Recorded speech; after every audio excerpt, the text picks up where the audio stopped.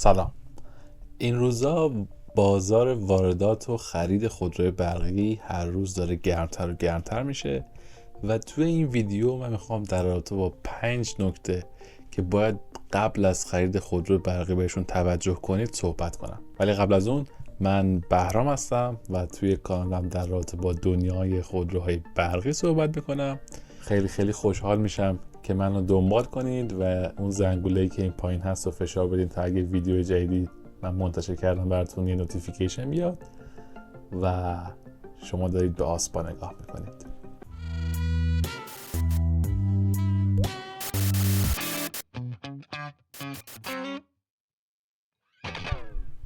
سلام. الان که من دارم این ویدیو ضبط میکنم 30 خرداد ماهه. تو ماهای اخیر یه سامانه راه اندازی شد برای خرید خودرو برقی که بعد میرفتیم مثل خودروهای دیگه مثلا پول بلوکه میکردیم تا بتونیم یه خودرو برقی بخریم. ولی این ویدیویی که من دارم ضبط میکنم فارغ از زمانه و شما تقریبا هر وقتی که این ویدیو رو ببینید میتونید یه تصمیم گیری خوبی در رابطه با خرید یا عدم خرید خودروی برقی داشته باشید. توی این ویدیو قرار 5 تا نکته بسیار مهم در رابطه خودروی برقی اشاره کنم و امیدوارم که تا انتهای ویدیو با من همراه باشید. نکته اولی که در رابطه با خودروی برقی بدونید رنج حرکتیشونه. هر کمپانی خودروسازی یک عددی رو مثلا 450 کیلومتر رو به عنوان رنج حرکتی خودرو برقیش معرفی میکنه. یعنی چی؟ یعنی این خودرو برقی با یک بار شارژ میتونه یه چیزی حدود 450 کیلومتر حرکت کنه.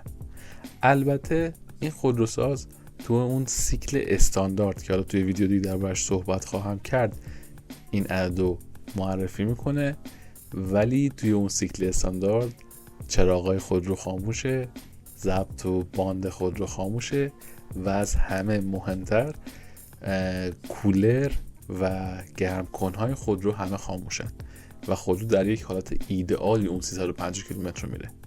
ولی در یک استفاده معمول حالا درون شهری در یک روز عادی شما احتمالاً کولر میگیرید و این موضوع روی رنج حرکتی خودرو تاثیر بسزایی داره و نمونه بسیار جالبش رو توی کشور گرمی مثل دبی یا عربستان بسیار تجربه کردن که رنج حرکتی خودرو از رنجی که سازنده معرفی کرده خیلی پایین تره.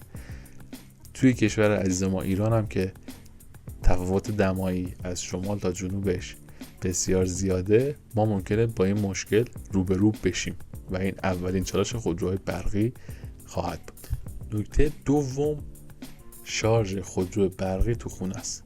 شما وقتی خودرو برقی میخرین یه چیزی به شما میدن که به عنوان شارژر خونگیشه، میزنید به برق معمول شهری.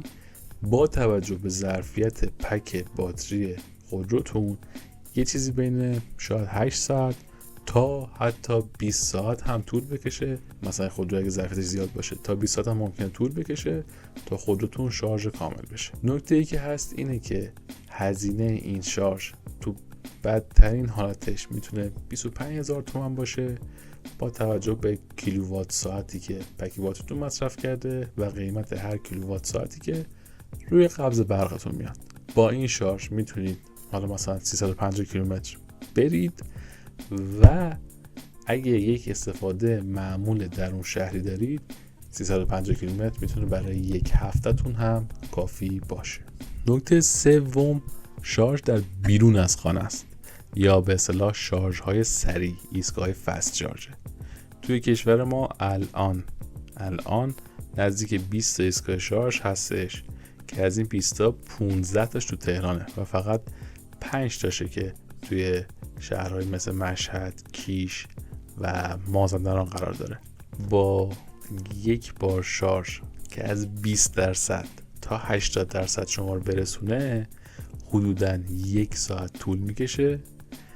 و اگه سوالتون اینه که چجوری پس با خودرو برقیمون از تهران تا مشهد بریم، جوابش اینه که الان علل حساب نمیتونید این کار رو انجام بدین و اگر هم در بین راه ایستگاه شارژی زده بشه، با توجه به فاصله زیادی که بین تهران تا مشهد هست، شما حداقل 1 بار یا 2 بار باید واسین بین راه و خودتون رو شارژ کنید و فعلا هیچ راه گریزی از این موضوع نداریم.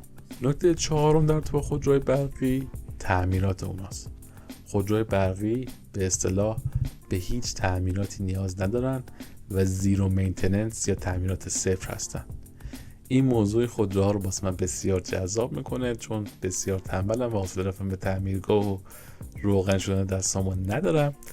ولی نکته مهمی که نباید فراموش بشه اینه که عمر باتری ها یا پک باتری خودرو برقی محدوده و بعد از چند سال کار کردن، مثلا 4 سال یا 5 سال، بعد پک باتری خودرو رو کامل عوض کنید که این تقریبا 1/4 کل قیمت خودروتون میفته. و نگی که نگفتی بعدن، این رو من اینجا اشاره کردم. نکته 5 و پایین در با خودرو برقی لذت رانندگی با اوناست. اگه شما مثل من علاقه‌مند به تکنولوژی هستین، علاقه‌مند به شتابگیری سریع هستین، حوصله دنده عوض کردن ندارین، خودرو برقی گزینه ایدال برای شماست. ولی اگه دوست دارین ماشین زیر پاتون بغره یا هر وقت خواستین دنده عوض کنید، یا تا این هم باز به نظرم نکات مثبت خودروی برقیه، بی صدا بودنشه، همچنان به دنبال خودروی برقی برای رانندگی نرید و فقط به دید سرمایه گذاری روشون نگاه کنید. و برای جمع‌بندی این 5 نکته میتونم تو چند تا جمله اینو بگم که اگر قصد سفر بین شهری زیاد و طولانی ندارید، اگر حوصله رفتن به تعمیرگاه رو ندارید و اگر علاقه‌مند به تکنولوژی هستین، خودروی برقی گزینه بسیار خوبی برای شماست. ولی اگه قرار تخت گاز سفرهای طولانی مدت بین شهری برید، همچنان خودروهای برقی گزینه خوبی برای شما نیستن. مرسی که تا اینجا ویدیو با من همراه بودید. حتما برای من کامنت بذارید، نظرتون رو به من بگین و شب و روز بسیار خوبی داشته باشید.